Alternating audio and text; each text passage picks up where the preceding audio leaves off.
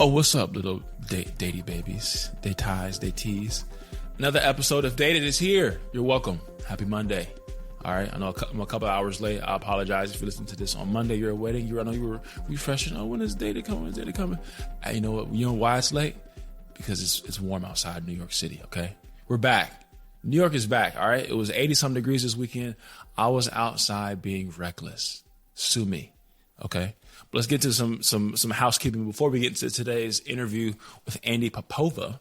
Andie's co-founder of Ask a Fuckboy. Ask a Fuckboy is a cool show that I just, I've heard about it and seen the clips online because some of my homies, comedy homies have done this show. And Ask a Fuckboy essentially is how they describe it is comics sharing unhinged dating stories and a panel of fuckboys weigh in.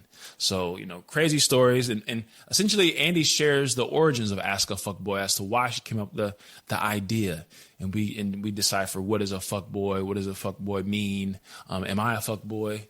That's to be determined. All right. Maybe at the end of this episode, you'll be like, Danny's a fuckboy. Danny's a bad person. Or you might say, no, that's not Danny. I know Danny from Dated, or I've dated Danny, or I've walked across the same path that Danny's crossed, and I'm reformed as well. Anyways, but before we get into that, there are some current events that happened this week that I wanted to share with y'all, talk about, dissect, and discuss. First of all, Drake's new 3 albums. It's, me being 33, look, I understand all the hot takes we have to have about Drake and media and what's cool. We all have to kind of collectively groupthink, agree on something. But at 33, let me tell you something. I grew up on a time where I remember discovering Drake off mixtapes. All right. I watched Degrassi Shore. I remember being distraught that Drake, this new rapper, was the same guy was Jimmy in a wheelchair from Degrassi. All right. So that's how far back my generation goes with Drake. All right. Nothing was the same. Take Care. All right. Views. You're talking about albums that changed the trajectory of my young adulthood, soundtracks to moments. If you're reading this is too late, let me tell you something. The first adult kickback that I was ever invited to as an adult out of school in Charlotte, North Carolina, if you're reading this too late, it had just came out. All right. Imagine you're in a loft in Charlotte, North Carolina, 21, and you probably have $21 in your pocket, double horny, trying to scheme on something. And Madonna comes on. All right. Dun, dun, dun, dun, dun, dun.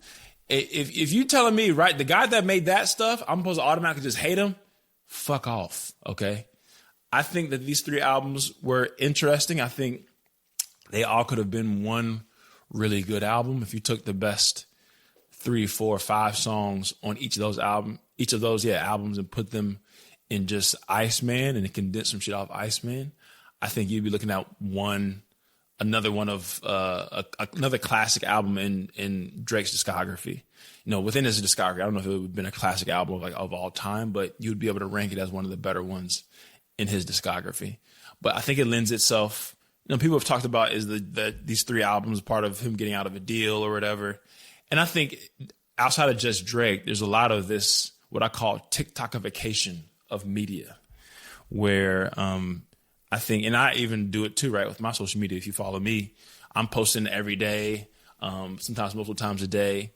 And a lot of, I think, media and the algorithm feeds frequency versus quality.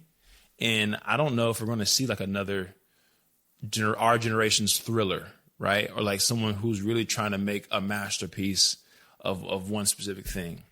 Now you have, like a Ryan Coogler and Sinners, which is a thing that really took time. You can tell he, really wanted to make a great body of work, and it worked out. So maybe in that same sentence, I'm bullshitting, and we have to just find and wait for those masterful pieces to come out. But I think the albums were good. I think it was a lot to get through, and it was really interesting to see people rush to give their takes when it was like 40 some odd songs. I'm like, bro, I'm not staying up to listen to 40 fucking songs at my age. But anyways, last thing before we get to today's interview with Andie. I got one of the most insane DMs this week, okay? And I wanted to wait till Torrance got here, and maybe we'll bring it back next week when Torrance is here to discuss his take on it. But let me read you this DM, all right? Quote unquote. I don't follow this lady. This lady just slid into my DMs. All right. Start, quote unquote. I want to have your babies. Thanks. Sincerely.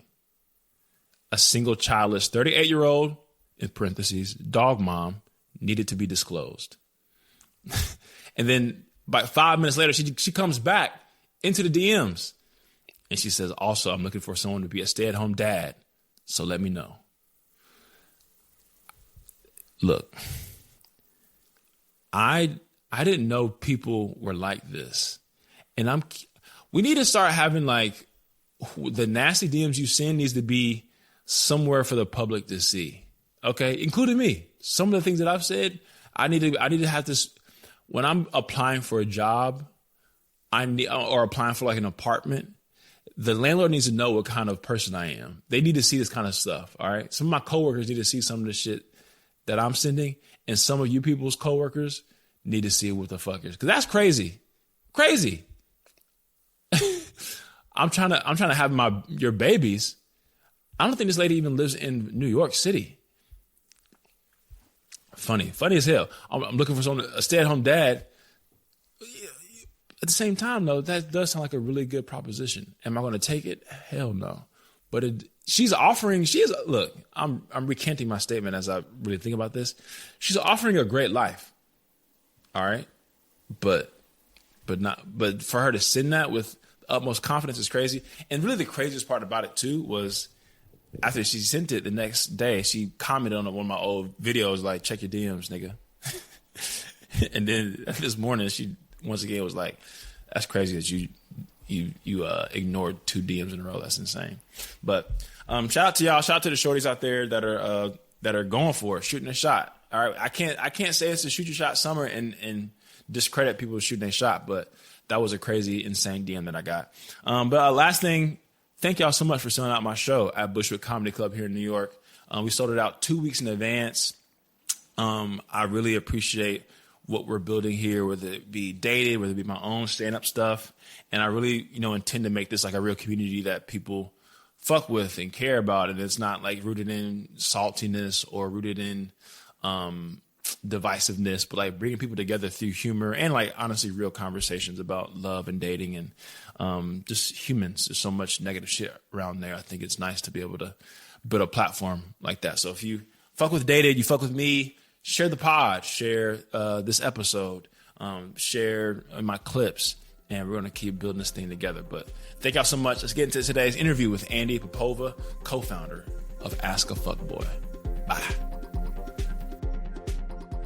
Andie, we just met, all right? 5 minutes ago, maybe 7 max. Yeah, and we're already talking about your divorce. Yeah, let's act like we know each other for a long. Let's lie. We're gonna lie to the audience. Right. Anyways, how's it going? How's your day been? Long-time friends. Good to see you again after all these years. Yeah, you haven't changed one bit. But yeah, it's good. Exactly.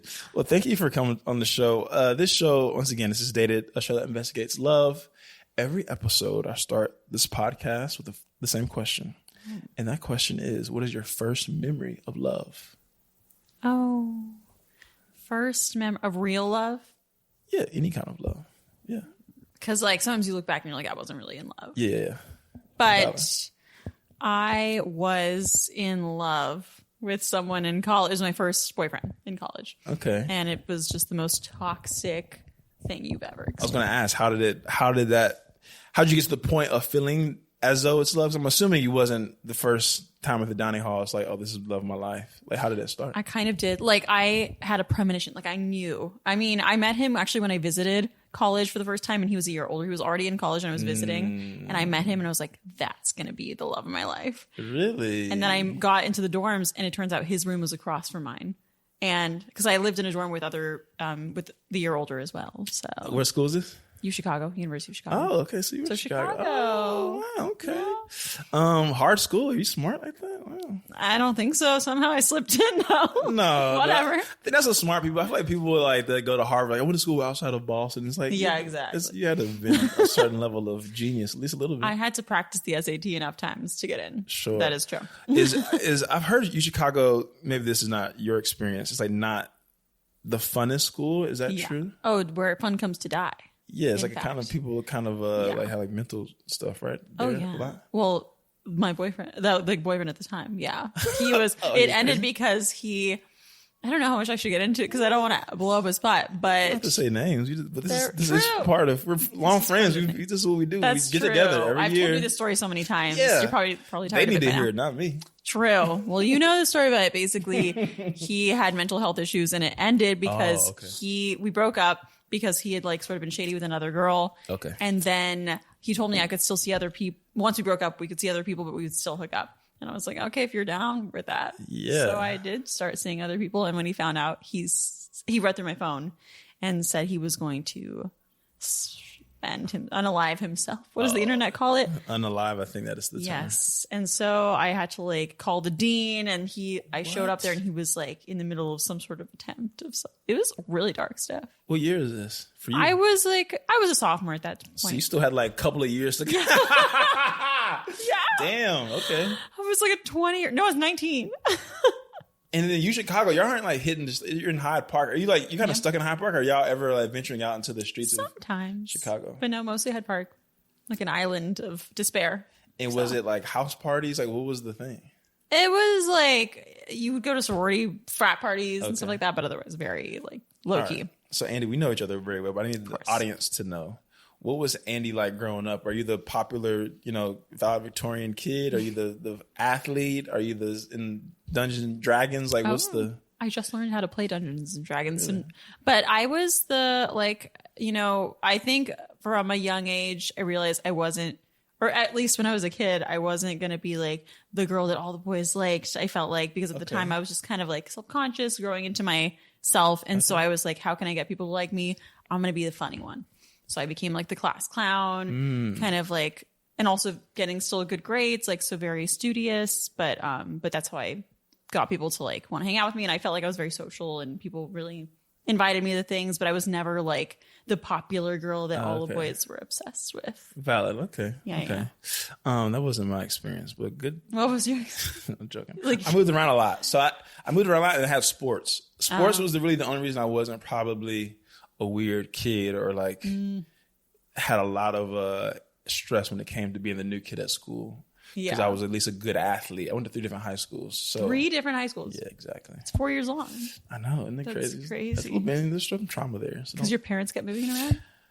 yeah, a lot of just weird financial shit. So like I'm from Ohio, but we moved down to Florida and then back and forth. So it was a crazy, crazy time. Oh, wow. But sports was my saving grace. So then fast forward, I guess, to Chicago. At what point do you move to New York? So I feel like this conversation, I want to get a lot into New York. I think, and I've already done your intro when I record this, so whatever. But Ask a Fuckboy, I feel like is a really New York show.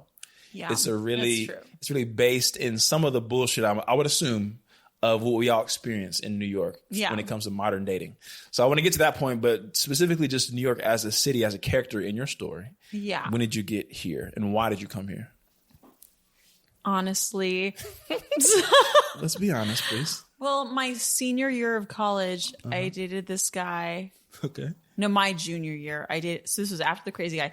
I met a guy and I was like, oh my God, I really like this guy. It was just a fling at first. We were both not serious. And then he graduated a year ahead of me and I was left my senior year thinking about him that whole year. And I was like, he said he would be with me if I moved to New York. So I need to move to New York.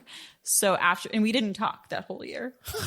If he hears, What? yeah. So I was like, you know what? I'm just going to move to New York. I would have probably tried to move there anyway, but it wouldn't have been as easy as moving to Chicago because most of the jobs were there from Chicago. Yeah, sure. So I actually negotiated to transfer my offer from my first company that I got an offer for to New York, and I went to New York after. What kind of work were you doing? It was like random consulting, all the Oh, okay. Is that how you met Sam or no? No, I met him. I started this newsletter about brands. And Okay, so he has a brand. Because when I met Sam is Oslo, founder of Oslo, homie. If you like seltzers, really good seltzers. Sam and I met in San Francisco when I was in San Francisco. We were both entry-level SDRs in San Francisco, but he had done consulting, I think, before that. Oh, cool. Before working in tech. But all right, so you're working in consulting, and then post that, did you ever link up with Buddy again or no? Oh, that guy? The guy? Yeah. Yeah. Well, my senior year, after I had accepted the offer and everything, like in the spring, I go to New York just to visit, to look at apartments. And I got coffee with him just to catch up. And I was like, so are we going to date? And he was like, no. What? He was like, yeah, I don't think so, no. He got a taste of the real world and was like, I'm good on anything you Chicago. I think he only liked me because it was kind of, it could never be because he was graduating. Yeah. Not only like me, I'm very likable otherwise, but it's just like he only really like pretended to want something to pursue there. And then once it became real, he was like, no. That's crazy. I don't know. That's the truth, but it's crazy. There's seasons of people, I'm sure that's happened to you though, where like you've dated somebody where like, all right, in theory, I'll keep it going, but then in a different season of life, no way. Yeah, like it's right at the time, but then the time passes. I'm low key like that. This is sounds disgusting. Oh no, I'm low key about that when it comes to seasons like per year. Oh, you mean like you have a winter girl and a summer girl? Yeah, I mean not. Well, you put it like that. That sounds crazy.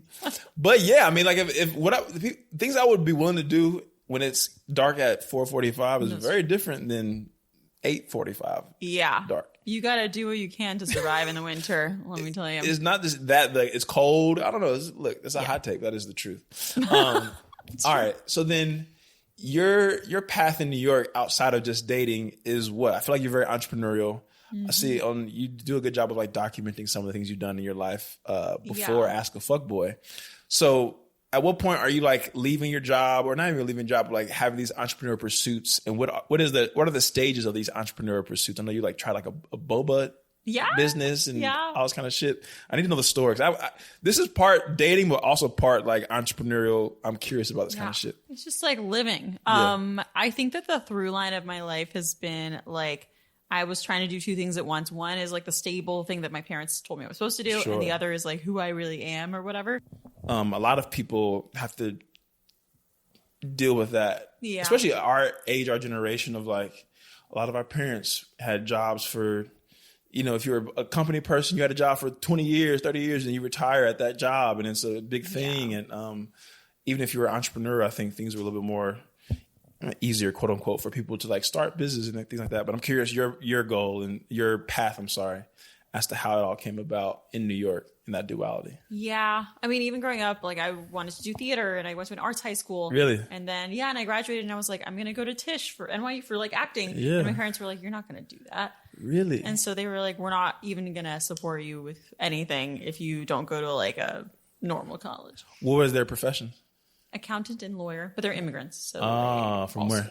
Bulgaria. Oh, okay. So they were like, you gotta do the normal. How are you gonna be successful if you're not doing like a normal job? It doesn't compute. So and anyways, I tried to do like the normal thing, consulting, but then on the side, I always had something. So it was always like I do that by day, and then by night, I have a bubble tea cocktail pop up.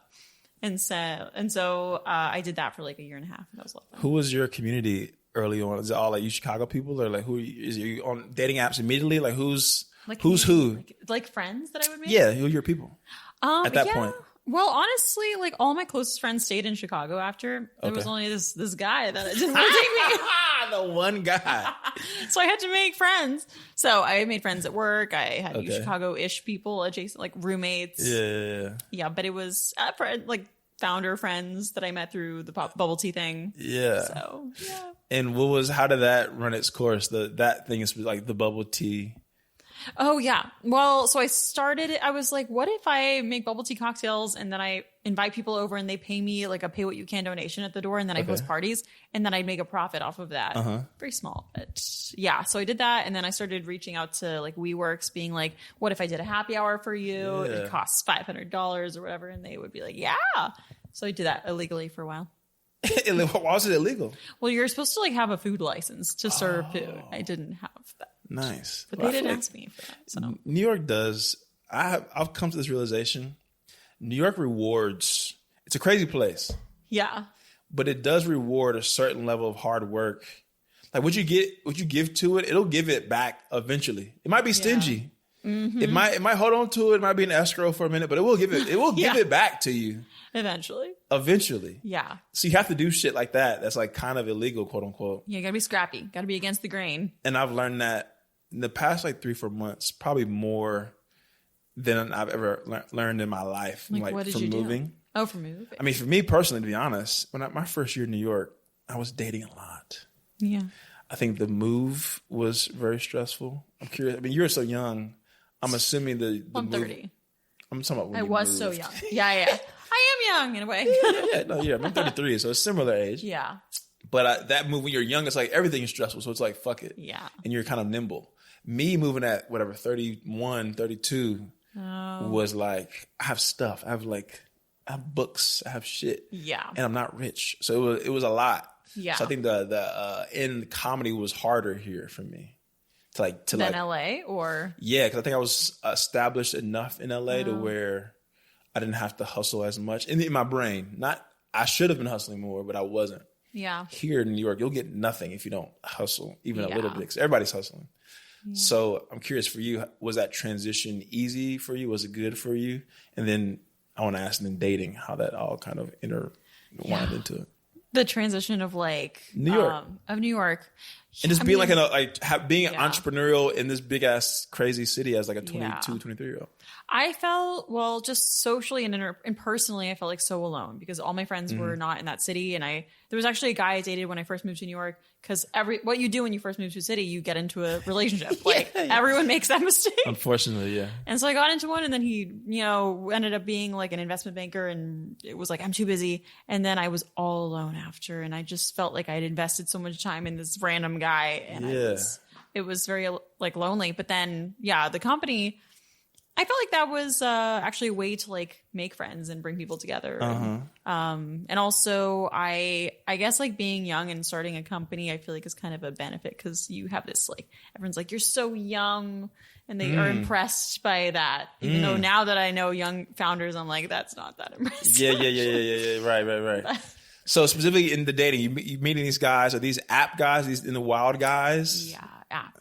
What app? A Hinge man. Really? Yeah. Did you not Hinge yourself? No. So once again, the way my relationship my marriage, the timeline of it all, I got into that relationship before dating apps were like a legitimate. Like a legitimate thing. Tinder existed. I'm sure Hinge probably existed in 2000. This is 15, 16. Wow. Yeah, but it wasn't to find your husband. No. Or wife. Hinge was or Tinder at that time was like, this is prostitution. Kind of. This is still is. Is it really? Well, that's what I hear. I've never downloaded Tinder ever. Really? No. Oh wow. Okay, never stooped that low. Yeah, I've only done Hinge, Raya, and I tried Field. I never met anybody on Field. I was kind of got too scared every time I almost met somebody. I'm like, this seems crazy. Really? Yeah. For Danny. I don't know about anybody else. Dating apps though, Hinge, Raya. Are you a Raya girl? I didn't meet anyone off of Raya. Ever? Well, there was one guy, and then he ended up. I already knew of him, and so he love bombed me and dated me and my really good friend at the same time. You knew that or no? I did not. We found out by talking about this guy we were seeing, and then we were like, wait, we're seeing the same guy. So y'all were homies. You and your friend were homies. Yeah, really good friends. Damn, we're really good friends. But yeah, he told us both I haven't felt this way in a long time. Nice. You're so amazing. And then, we sent him a selfie of us. And what did he say back? And he just reacted, and then he never texted us again. A legend. Yeah. That is crazy. Yeah, it was really crazy. I was down bad. And I'm curious if he knew. He had to have known, I feel like, a little bit. Yeah, well, yeah. And we had a date planned for that Wednesday. And just how can you be texting someone else at the same time? It's crazy. Because I feel like when I meet a girl, especially New York is small. It's big and small. Like Black Brooklyn, for example, it's like a very like a college campus. Yeah, everyone knows each other. Exactly. After a couple of years, it gets small. Second degree is Kevin Bacon. What's the second degree of Kevin Bacon? It's like or 6 degrees of Kevin Bacon. I think is the term where everybody's 6 degrees from knowing Kevin Bacon type shit. Yeah. But if I'm dating somebody, there's going to be one night where I'm home alone. Let me just scroll and see who she knows. I'm scrolling. Yeah, you're checking. After date 2 or 3, before I need to know if I like her, I'm probably scrolling deep. Or do you not do that? No, I do. Yeah. Let me just see who she knows at least. Well, it's got to do the Google stalk. What's the Google stalk? Well, just when you go on Google and stalk them. Is that what you mean? Yeah. Well, I was going to Instagram, but Google is Instagram. That's another level. Oh, you think that's too much? No, do your thing. We'll cut that. Google stalk is crazy. Only time I'm Google stalking is if it's a Hinge match and I can't find her Instagram. I'm trying to figure out what do you do Not necessarily because of the money thing, but like, are you a real person? Yeah. Yeah. True. Were you doing that when you were single? Like, yeah, that and more stalking. No, I'm just. It honestly doesn't work that often sometimes. Because their numbers like don't leak anything. They're not. Or like, well, sometimes it's private, or like I'll try the Google image. Sometimes that rarely ever works. Yeah, that's true. That doesn't work for me either. Okay, I thought it was just me. No, I feel like they should make it better because I feel like it doesn't work well enough. And it's like, what is this for? Yeah, it'll show like a blouse. Like that's not even the right blouse. Why should you say blouse? Yeah. It'll just show you one blouse, and it's like, this is not fucking. Who says the word blouse? Because it'll say blouse. It'll say like, this blouse from Macy's. It's like, what the fuck? It's We'll Aritzia jumpsuit. It's like, dog, I want to know where she works. Yeah, true. I don't want to know what she's wearing. I want to know what. Yeah, she's doing. I don't need the Aritzia sale, closet sale. That's true. All right, so then I saw that you posted about your different ways in which you tried to find people in New York. Oh yeah, like yeah. And just all the Pilates, the tennis, the poker nights.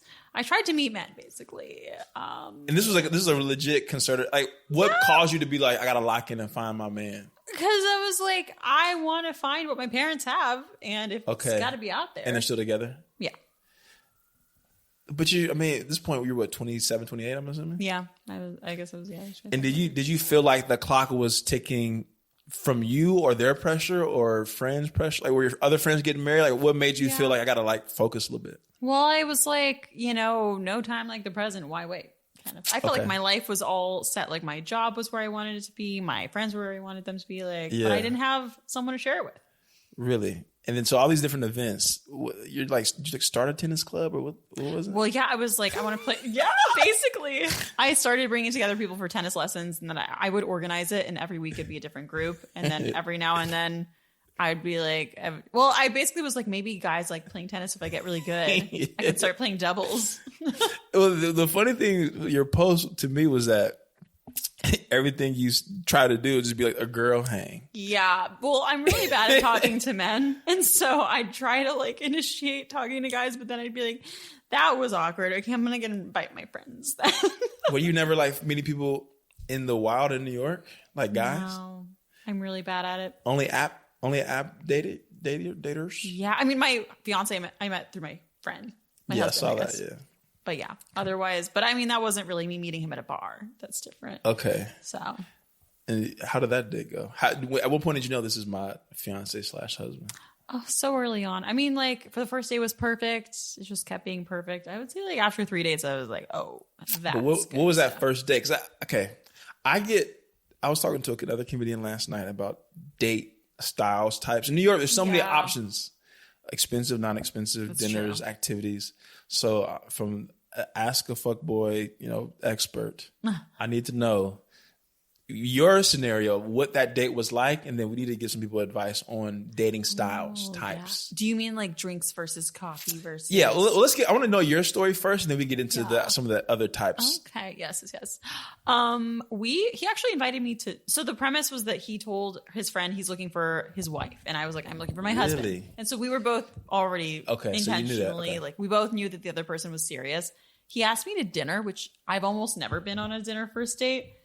Yeah. I've been on a couple. That's a big risk. It's a big risk. That was something I was talking about last night. It's a big risk. Yeah, it's expensive. It's a long time. Yeah. You can't dip after like just the appetizer. Yeah. So, but he invited me to dinner, and then I went there, and where's dinner at? Birds of a Feather. I don't know. In Williamsburg. Really? It's a Szechuan place. Okay. But yeah, and then I immediately when I saw him, I was like, he's so cute. Oh my God. I thought he was not that cute in his picture. Like I didn't know how cute he was from his pictures. I was like something. Okay. He has a turtleneck in one of them. I don't know. Okay. This guy looks a little sus. But then he was very cute. And yeah, I would say the mark of a good date is I really wanted to kiss him during the date. Really? And like I don't feel like sometimes I'll be like, I could kiss this person, but I really wanted to kiss him. So I was like, how can I make this happen? You're like thinking as you ask questions, you're like, oh, I have chapstick.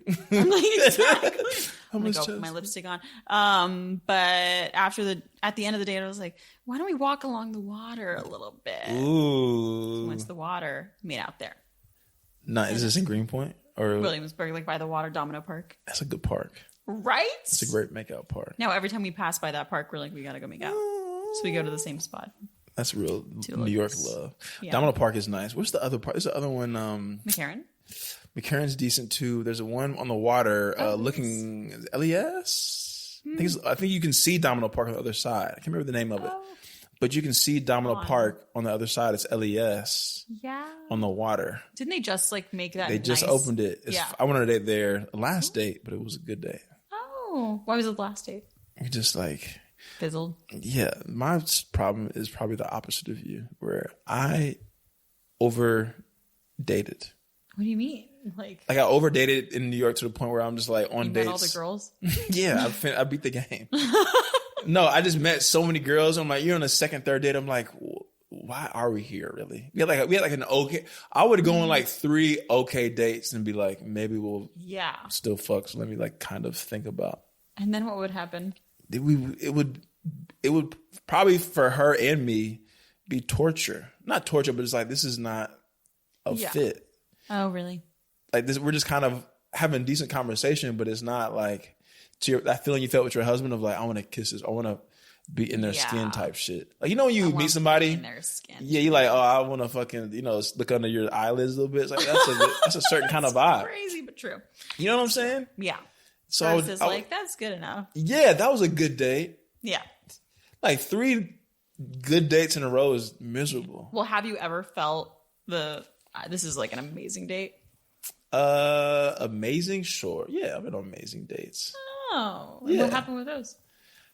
Either I moved or wasn't ready. Yeah. I mean, 3 years post divorce. That's like I'm just now like, all right. I need to probably find like a girlfriend. I mean, you were with her for so long. Yeah, that was my 20s. Yeah. And then moving here a year or so ago is like, I'm in New York. I gotta fucking meet everybody. Yeah.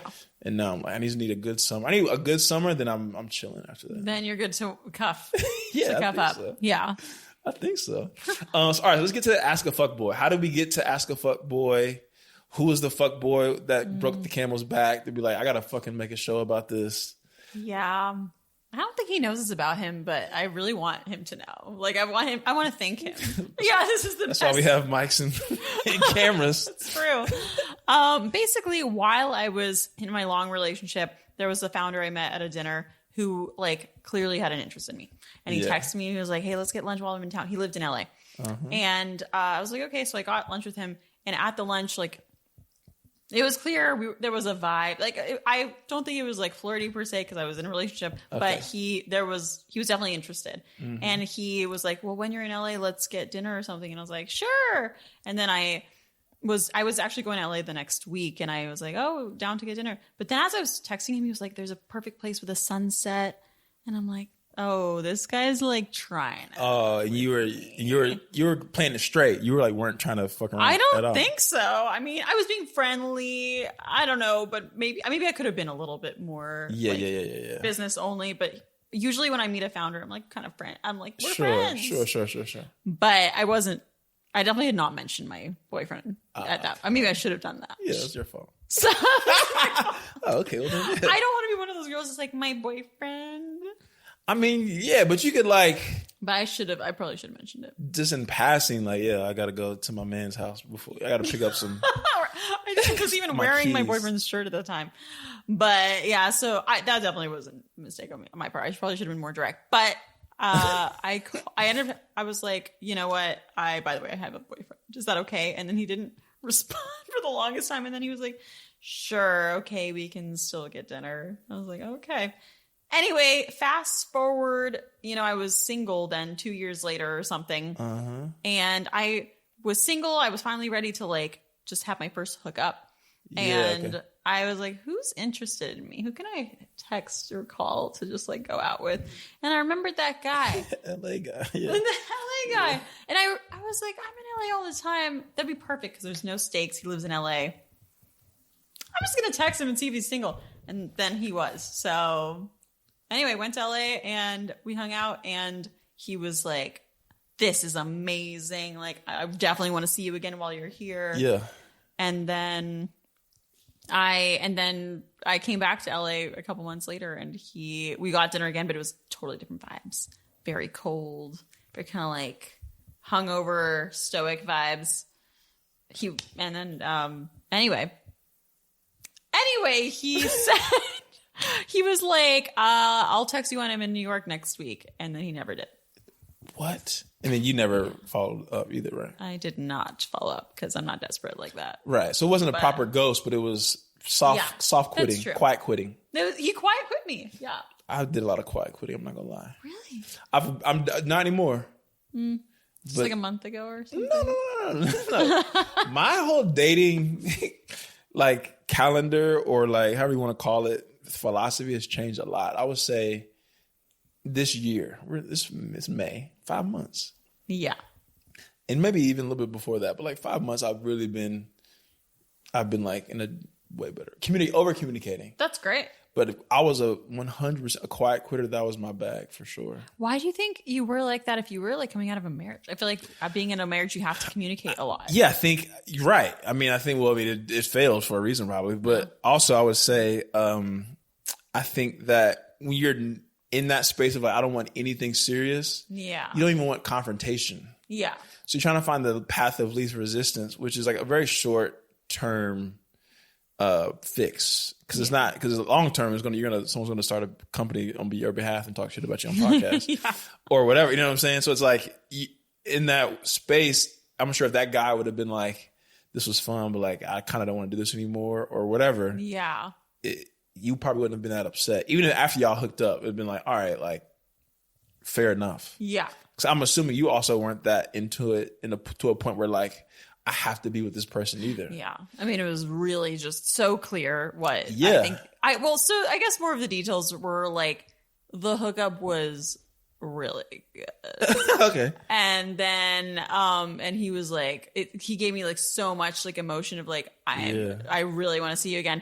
But then, after the second time when he was really cold, I'm like really direct communication. So I actually called him afterwards and I was like on his way home and I'm like, hey, do you want to see me again? Like, why were you being kind of weird? And he's like, oh, wow. Yeah, I just don't think we should be in a relationship. I'm like, I'm not looking for a relationship with you. But I think that happens a lot. Have you, whether it be through your show, friends, whatever, the ice cream man. Ice cream truck? You live in like a neighborhood. I know. That's so cute. Yeah. And it's like not even that hot outside for the bit. Yeah, it's like 60 degrees. Yeah. The moment it hits above 62, they're outside every day because somebody's going to fucking buy some ice cream. Sorry. Yeah. No, but do you find that whether it be your friends or the show or whatever, that guys, we assume that y'all want more from us than y'all want from us? I think that what is happening, the issue is that people take communication as like a sign of they want too much from me. It's like too much of a demand. They want a relationship. Whereas my whole thing is like, even if you're just hooking up with someone, you need to be communicating. Yeah, absolutely. So. And I found that it kind of makes not only the relationship less stressful, but like the physical part better. Way better. And you don't need to have a relationship with someone who you just have good chemistry with physically. Yeah, exactly. But people really just... I mean, I'm people, so I can't talk shit about that. I was people, now I'm reformed. And of course. What changed you? What reformed you? I think, you know what, a lot of it is year 2 in New York. I don't love New York. All right? Hot take. I like New York. I respect New York. But I don't love it. It's not a place that I would live forever. Where would you live forever? LA. Oh. I'm an LA guy. I like the beach. I like weather. I like driving. I like a backyard. Yeah. I like hiking. I like all that kind of shit. So my default is not rats and concrete and hot heat, whatever. But I respect New York. I like New York.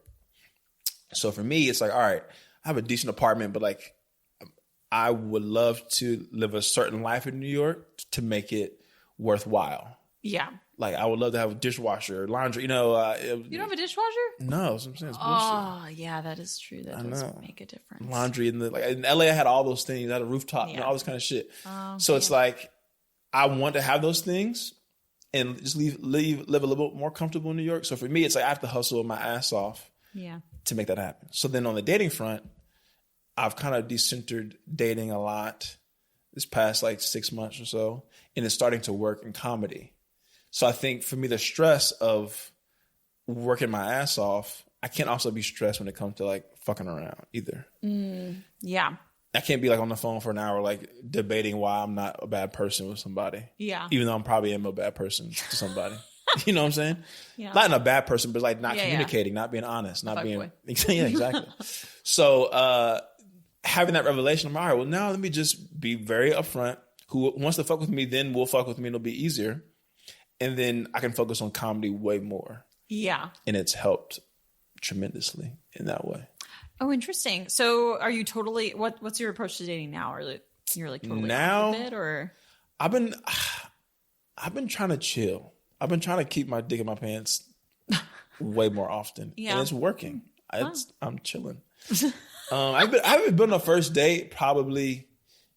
I want to say at least like 2-ish months. But there's not one 2, person 3 you months. consistently like just have like a physical sort of thing. Yeah. Oh. Now I do now. Oh. And it's chill. It's chill. Yeah. We're friends. We're great. I care about her. She cares about me. You know what I'm saying? It's Yeah. a good friendship. Yeah. But if even today, she's like, hey, I don't want to do this anymore, it would be still chill. You know what I'm saying? Yeah, yeah. So it's not bringing stress into your life. Exactly. It's not stressful at all. Before I was, you hook up 2 or 3 times. Now it's like, now I'm immediately stressed because I know the conversation's coming eventually to be like, what are we? You are a fuckboy. No, not anymore. You're reformed. Not anymore. But that is such a fuckboy thing to say. Is that not true? After you fuck, no matter what you say, the first couple of dates or whatever, on some like not over communicating shit, you fuck somebody 2, 3 times, I'm feeling it and you're thinking it like. Really? Can't you just say from the beginning, I'm not looking for a relationship with you? Now I do that. Well, yeah, you can. And it's way chiller. Yeah. I'm saying this is 2025 Danny. This is not current Danny. No. No, it really is like the temporary discomfort of saying the thing actually helps you so much later on. Absolutely. Yeah. Absolutely. So yeah, that's kind of my thing. But I'm curious, who's been with the Ask a Fuckboy kind of franchise? I want to understand how the show started. Like we have the origin of the villain origin story of starting it. But what's like the first shows like? Where were they? I want to know how you built that kind of brand from like its start. Well, it's interesting because I started it because, or not, my best friend and I started it because I wanted to understand why. Why did he like go from like I'm obsessed with you to like the other side? I think I have some hypotheses. Like I think that he got scared. He was like, damn, now she's expecting something from me. Oh wow, we're hanging out for the second time now. Like, what does this mean? Yeah. But I wanted to know, and so I was like, what if we assemble a panel of fuckboys in our living room and I just like present all the data? And Val was like, she's a comedian. She's like, that would make a good comedy show. Yeah. So I wanted to like find the answers, but she was like, let's entertain people. And so we looked at venues in the city. Do you know Sugar Mouse or Sour Mouse? No. Really? It's in LES. Okay. And so I was like, how much do you guys charge for the venue? And it was just a cut of tickets. Yeah. So we invited all of our friends and it was like in a basement venue. But we had big comedians like Daniela Mora was on our first show. Oh, nice. Okay. And then we did it and it was funny and it wasn't like investigative, but it was lighthearted and entertaining. What year is this? 2 years ago, exactly, like this month. Wow. What is that, 2024? Okay. Yeah. And then the evolution of that, of like that show, then what's the next like few steps? Is it bigger? Like what? How did you get to that kind of the current place of like venues in New York and then also touring? Well, at first we were like, let's just do this once and see how it goes. Oh, really? Yeah, it was not meant to be a recurring thing. I wanted to just share my story and get answers. So you legit were like trying to figure out why the fuck y'all do this. But then we found that actually my story, because it was so normal, it wasn't like my story was the least funny and everyone else is killed. Like everyone was so funny. And we were like, let's just keep doing more of that. Okay. So on the way out, all of our friends were like, do that again. And we did it one more time. We were able to sell more tickets the next time. And then we did it again and then again. And then after a certain amount of time, we got featured in Time Out and The Secret NYC. And these are just like not that big of publications, but we sold out one of our shows like even more, like double. And so then we were like, let's just expand venues. We got into a Caveat, which is 120 seats. And then we started selling that out consistently. Then we did Bell House, which is like 350. And then we got signed by WME and Brillstein. So now we're represented by agents and managers and they help us tour. And your house touring being out, how are you sourcing the fuck boys in each city? Are you like cast calling? They're all comics. Okay. So Val gets like comedians for the presenters and the fuck boys. Okay. And they'll be like at the festivals returning they'll be at the festivals we're touring at, or they'll be like in the city we live in. Can you explain it to the audience how the show works? Oh, yes. Okay, so it's kind of like a slumber party vibe, but basically every presenter will present a crazy dating story with a PowerPoint presentation. Okay. And then a panel of fuckboys is on stage the whole time, and they're weighing in on every story. Okay. So the girl's like, what do you think why did he do that? And the fuckboys answer. Do you ever find that like there's proper like revelations that are happening on stage? Like are people really like, cause I understand you started from earnest and you move it into like an entertainment piece. Are there ever real like, that makes sense, or that, oh, I see, or like, boo, you fucking suck? Unfortunately, the stories are all so crazy. There's like very few situations where you're like, oh, maybe this, but I think like usually you're like, that guy's a fucking felon. Like he's a crazy person, actually. Okay. So no, not usually. I mean, I think at one of the last shows, Juan Nicolone is a comedian. He said he looked at the girl who presented. It was Veronica. Oh my God, what is her name? I'm so blanking on it right now. That's gonna be so bad. Anyway, whatever. But it was a presentation where she went to Thailand to visit this guy who was clearly not interested in her. Yeah. And she cried the whole trip. And Juan was like, well, that seems on you. Like, why did you go on that trip? And so I think that's kind of the recurring theme. It's more like fuck boys. Like, is it feel gaslighty? Or like, that's your fault. It's your fault. It's a little bit like, it's a little like mean. Yeah. But I think what we're seeing is like people enable the things that they experience. Okay. The second and third times around. Like the first time, sure, shame on you. But like if it repeats, shame on me. Can you share the most memorable fuck boy story from the show? There's so many good ones. Or like favorite. Like, oh, that's crazy. Well, we heard one at a dinner party. That was a friend of a friend. Basically, she was seeing this guy. He gave her a toothbrush at his place, and she was like, "Oh my God, he really likes me." She found out through that Facebook group, "Are we dating the same guy?" that he was seeing like 10 other girls, and they were all sharing that toothbrush. No, what? I know, diabolical.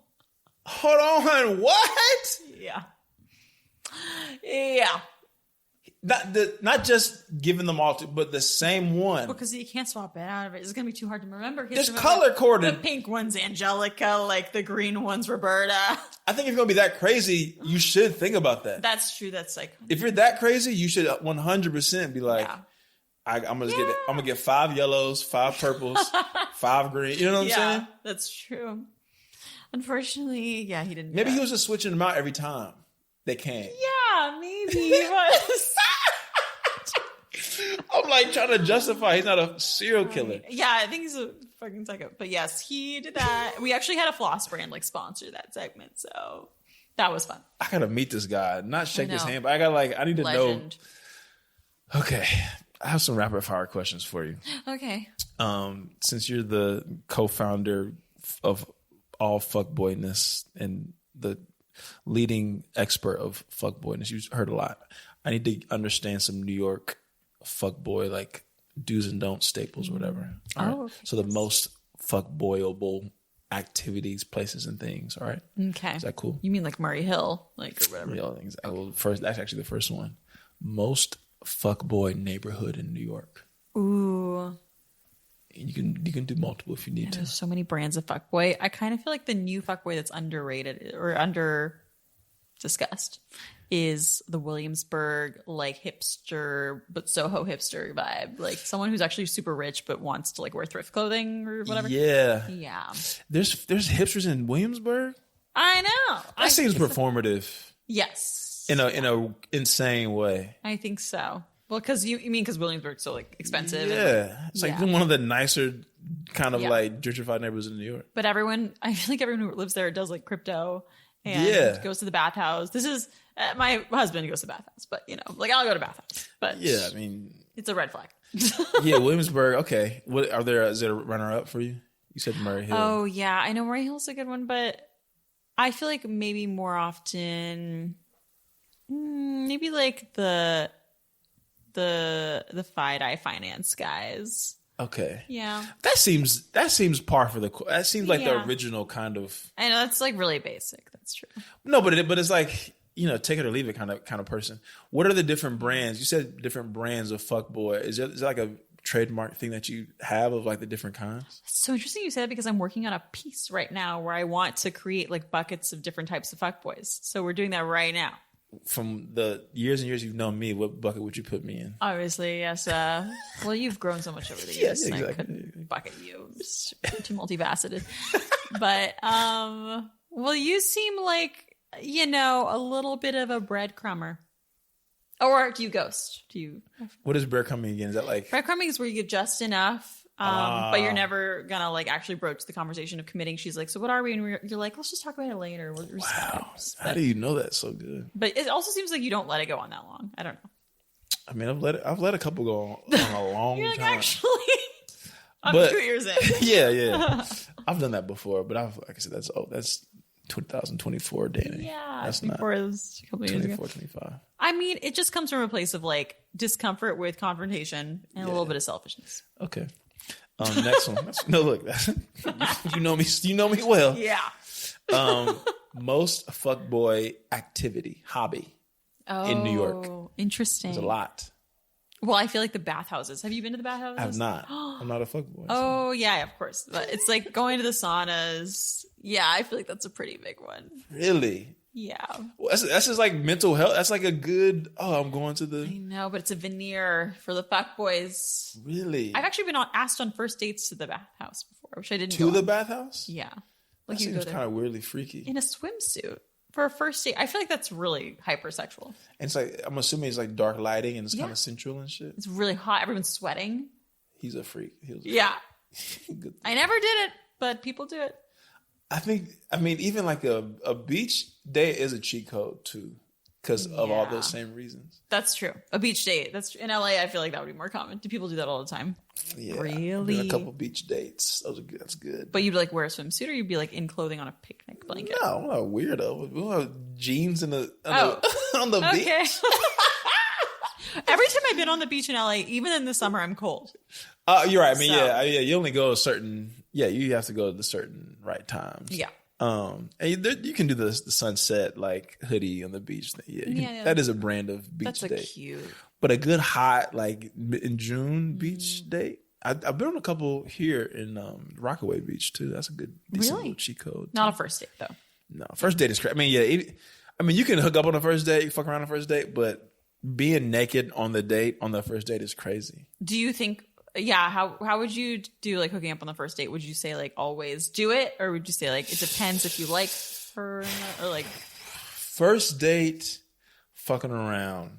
I think I've had one in here in New York where I was like, this is crazy, but I'll just do it. What's crazy? Like she seemed kind of crazy. Oh.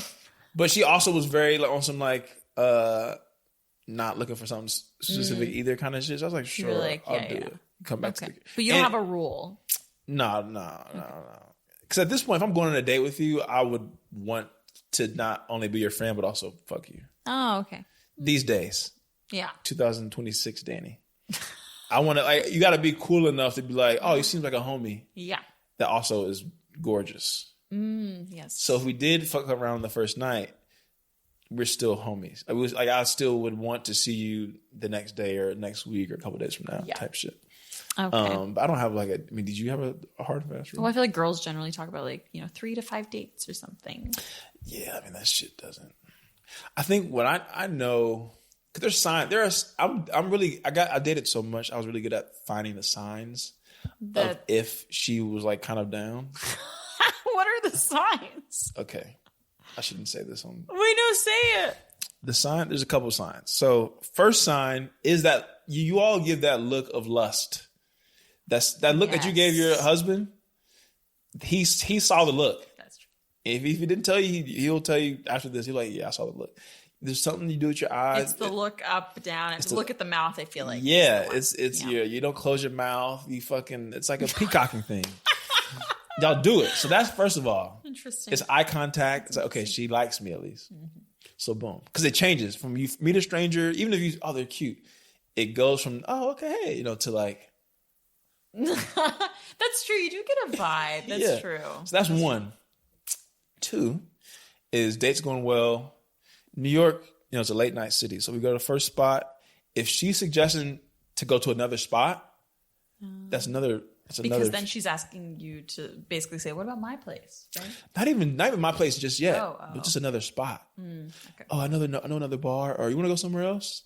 This is cool, but you want to do something else? That's what I did. Yeah, I know. My God, so true. When you said it, I was like, yeah, wow, that's why you're married. So then that's 2, and then 3 is then when we get to that next spot, then we're both probably tipsy at this point. The look of like, we can make out here right now happens. Sometimes you make out there, you know what I'm saying, type shit. True. Or it's like she's not in a rush to go anywhere. And then it's like you probably start talking a little bit freaky, at least at that point. Yeah. After hanging out for 4 hours or drunk at tips. We're saying some nasty shit. Maybe not nasty, but like innuendos. Dating. It's great. Great time. And then the last piece is like, all right, well, like, then the ask of what do you want to do? Like, you want to call it? At a certain point of like talking, kind of flirting, and you're damn near making out. As a guy, then it's your choice to either be like, so do you want to? How do you want to end the night? She's usually not the one to initiate. Yeah, that'd be weird, kind of. That would be slutty. No. Just kidding. I feel like it's usually all right. Well, I mean, do you want to end it? Do you want to come to my place? Yeah. And then that's y'all give the 10-second fake pause of like. Well, y'all think about it. I'm not going to speak for everyone, but you're completely right about all of this. It's science. It's fact. No. Well, how far was your... The moment she asked another girl, well, how far is your... We're probably fucking... Oh, fucking hit my mic. That's so crazy. That's true. Because also the other piece of it, too, this is the last thing I'll show my cards, is when you pick the date, you got to pick a date that's either close to one person's house. Yeah. The whole meet in the middle thing is weird. That's a waste of time. Well, it just, that kind of shows like I'm not in it for just sex when you're like meet in the middle. Sure. But at the same time, even if it's not for sex, it's like, there's no point of both of us traveling far and wide. True. Because we can switch. Now you come to Best Style, I'll go to whatever, and vice versa. Yeah. And it doesn't have, I've had a date once where it was like, she lived in East Village. We went out in East Village. It was like too close. I was like, this is kind of strange. I didn't realize she was that close. Oh, interesting. But it was a little wine bar, vintage, vinyl bar. Even a door in East Village is cool. It's like my ex lived in East Village, so you should check it out. So that anyway, that's my dating tips. If anyone's, I guess, trying to have one night stands, I'm not doing that anymore. I'm not doing that anymore. I'm not either. Sometimes my husband and I like pretend like. You meet up on the first, like at the day, like at the he'll spot? open the door or something, and I'll be like, "Who are you?" And then we'll start making out. That's tight. How long y'all been together for? Like a year. Nice. So you knew. Yeah. Oh yeah, we got engaged after like 6 months. That's fire. Congrats. Yeah. Last thing on the not so rapid fire. Most fuckboy app. Oh. Maybe Tinder. Okay. Really?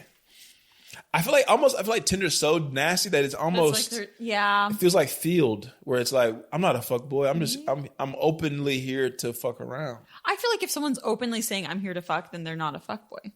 Like as long as they're communicating. I feel like Field is all about like over communication. Really? So I want to go back to this drill on this point. If I'm openly communicating about fucking, I'm not a fuckboy. That's what we're thinking as like our proposed definition of a fuckboy. As long as you're saying like I'm just here for a hookup, I'm not looking for anything. So for our audience, what is a fuckboy? Well, we think a fuckboy is someone who like dangles more emotional availability than they're willing to commit on. So they'll like go out with you and like kind of give you the eyes and like be like, I want to see you again, but then they don't actually follow through on that. And how do we?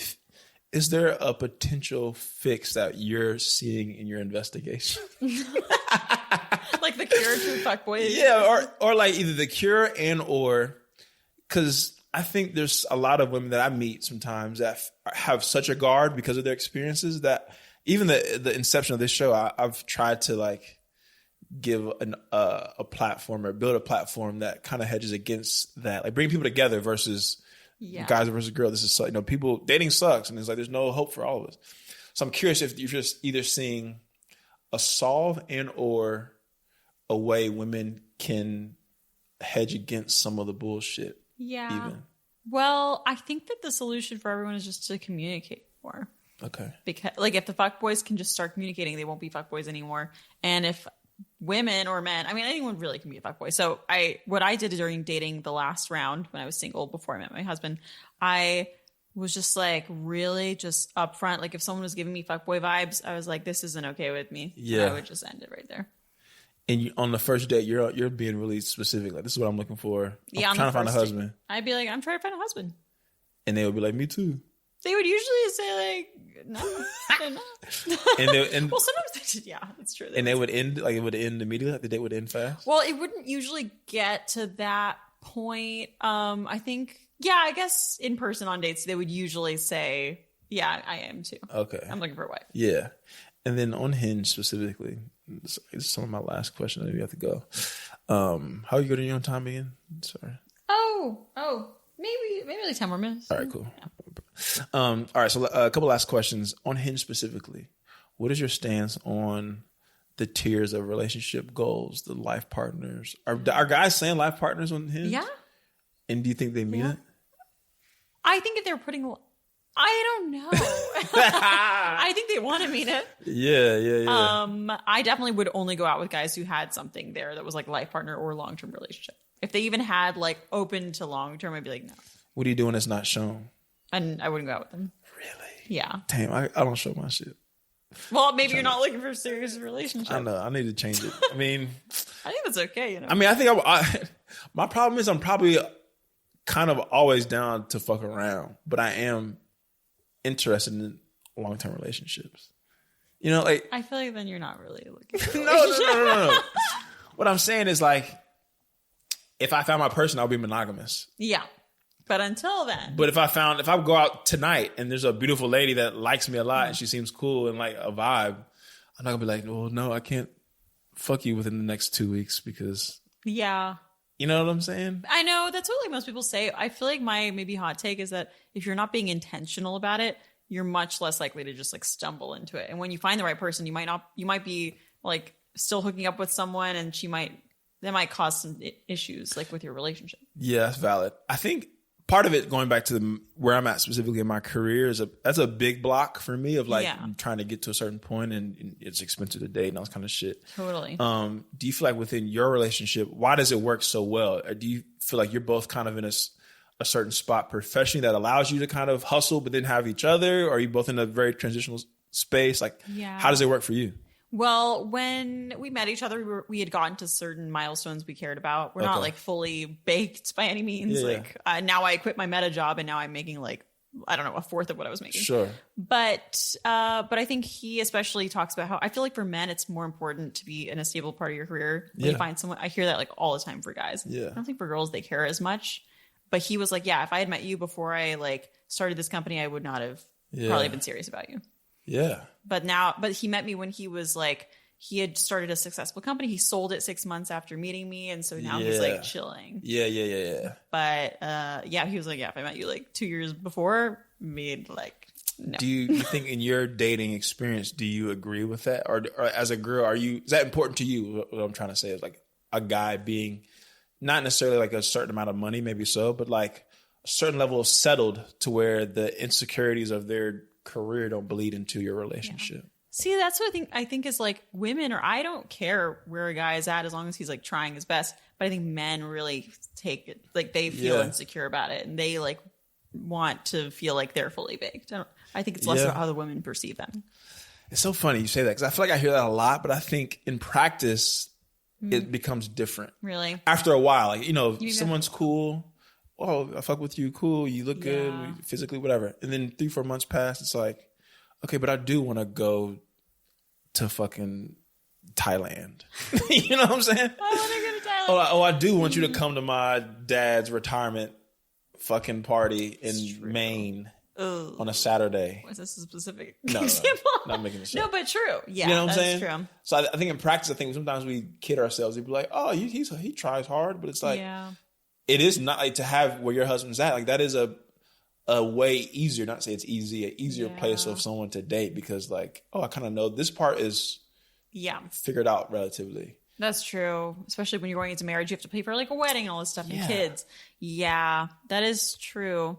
I mean, I think that it kind of just depends. Like, you know, some women might even be fine if like they're with like a stay-at-home dad who's like pursuing his creative pursuits until he makes it big. Yeah. And like whatever. But is that real though? I don't know if that. My really good friend is a therapist and her husband's a musician, and he takes care of the house and plays music, and and she is a therapist and makes all the money for the family. Was it always like that from what you can know? When they met? Yeah, they met when he was a musician. Yeah. How old are they? They're in their late 30s. They just had their second kid. Interesting. That is actually really interesting. I know. I'm curious if age, how much of age does or does not play a factor into that. Of like being in your mid 30s, it's like, all right, dog, I've been in the streets. I'm tired of the shit. You're a great person. You just don't make a lot of money. Yeah. You know especially for like dates and stuff. I did date someone actually who was a resident, and they don't make like a lot of money. And he told me for my birthday that he couldn't afford to pay for my expensive dinner. So he was asking me if we could split. And I remember being like, really? But yeah, so I'm saying like shit like that. Like in theory it's cool, but then it's like, dog, I want you to pay this $300 bill, $400 bill, whatever. Yeah. I don't know. You ask a good question. I think that ultimately it wouldn't matter if I was with my soulmate. I don't think it would matter. If I felt like he was really trying and passionate, if he wasn't like a scrub, just. What is the girl fuckboy version? Because I feel like there's some of that. I think that there's some fuckboyness. This is like my closing thesis on this whole premise of fuckboyness, because it is interesting. There's a lot of stuff there. Bad characters that date. I agree, but I do think it happens on both sides a little bit, and we're trying to bridge the gap. All right. Oh yeah, anyone can be trying to find love. We have lesbians on our show. It's really? Yeah. So I don't know. I'm just curious how that. What is the other side of that? I mean, I guess you could say gold digger, but I feel like some people are just like. There's so many instances, I think, where there's dating where a girl can see you and you're like, okay, you're doing okay, you're doing fine, but then the lawyer comes across, or the doctor with a lot of money. It's like, I'm going to give that person a little bit more leeway, a little more. Like, do you ever see that in the stories of like this rich hedge fund guy, this doctor guy was kind of an asshole, but he has the money, so yeah, interesting. I think there's like maybe not fuck boy, but there's a different term, and I don't want to say gold digger because it's not that. I think people just like security, and that's fair to want security. Yeah. Interesting. Gold digger seems too derogatory.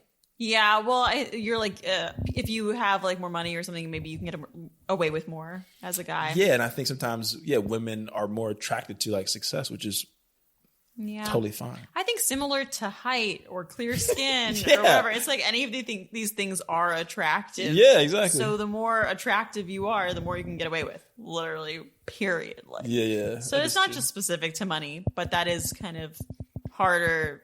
I feel like money is actually one of the things you can control the most. You can't control if you're short, right. Yes, or if you're just ugly. Like, can you fix your ugly? I don't or think if you're so. just ugly, it's hilarious. Yeah. At least money, you could be an investment banker and make money, but I think it's more important to have passion for something. That's good. Than to make money. And be passionate about not being broke. I literally would never ever date a man who makes millions of dollars but doesn't care about what he does. That would be worst case scenario. That's important. That is actually, talking about ick, that is a big ick of mine, of like not having, that's on my Hinge actually. Oh really? What does it say? Someone that has passions that I can support. Yeah. Like, I want to be at someone's show or like, exactly. at someone's event. Whatever. Yeah, that is nothing. That's really fulfilling. Last question. What do you like to see the most right now in life? Yeah, what do you like to see the most? Or love to see. I'm sorry, it's a show about love. People living their best lives. I just want to see people being like themselves. I had a friend in high school who was like closeted gay. Like, his parents were pastors, and he just was this brilliant costume designer, but they didn't let him do it. But then he came out, I don't know, like a few years ago, and that was like the best thing ever. That's what I always think of when I think of this feeling of like someone's living their best lives. Yeah. Nice. So, last question. What, to the audience looking at us, what do you love about them? What do I love about the people? Yeah, people that are looking at us, listening to us. I love that you're interested in dating. Keep that open heart. Okay. Andie, I've known you for a long time. This has been great to catch up. Glad we caught up. Let's do this again in a few years. Yeah, we'll be back. But yeah, thank y'all for listening to another episode of Dated. Until the next time, see you later. Mwah. See-